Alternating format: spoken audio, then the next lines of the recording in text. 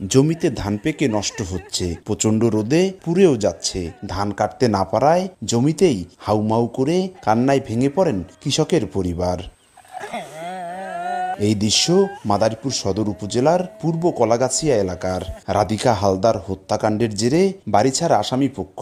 কয়েকশো বিঘা জমিতে চলতি মৌসুমে বোরো ধান পেকে নষ্ট হচ্ছে। প্রচণ্ড রোদে পুড়ে ঝরে পড়ছে ধানের দানা। নারীরা ধান কাটতে গেলে লাঠিসোঁটা নিয়ে হামলা চালানোর অভিযোগ বাদীপক্ষের লোকজনের বিরুদ্ধে।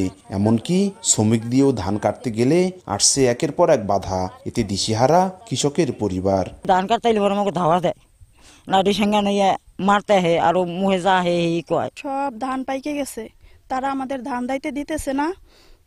এই ধান যদি আমরা না দিয়ে উঠাইতে পারি তাহলে তো আমরা না খাইয়ে মারা যাব। ছেলে মেয়ে আমাকে ভাতের জন্য আমাকে ধরে কান্দাকাটি করে, কিভাবে আমরা খাবার দেবো সামনে, আমাকে তো সেই সুযোগ নাই। লোকের অধিকাংশ ধান পেকে গেছে, ধান তো দেখা গেছে বাদীপক্ষ থেকে কাটতে দিতেছে না। যারা আসামি আছে হ্যাঁ ধান কাটতে দেয় না।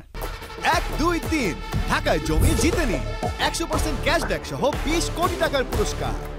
আসামি পক্ষকে শিক্ষা দিতেই জমিতে ধান কাটতে বাধা দেয়া হচ্ছে বলে দাবি বাদীপক্ষের লোকজনের। ধান কাটতে দেওয়া হয় নাই কারণ একটু বাধা সৃষ্টি হয়েছে, তারা গালিগালাজ করে, এই করে, এটা করবে না ওইটা করবে, তাদের মানে নানান তাদের উৎসাহ। ধান হারা কাটগে উড়াবে লোক দিয়ে, ঠিক আছে, হ্যাঁ সে তো নাম দেবে যে এই আলদারাই আমাকে ধান কাটগে নিয়ে গেছে। এদিকে জমিতে থাকা পাকা ধান ঘরে তুলতে সব ধরনের সহযোগিতার কথা জানায় পুলিশ।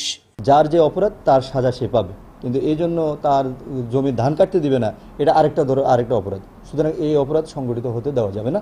গত 14 মার্চ পিকনিকের বাসে সামনে বসাকে কেন্দ্র করে মিল্টন হালদার ও প্রকাশ বৈরাগীর ঝগড়া হয়।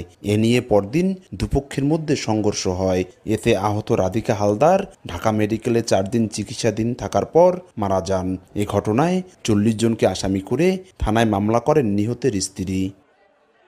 সঞ্জয় কর্মকার, অভিজিৎ, সময় সংবাদ, মাদারীপুর।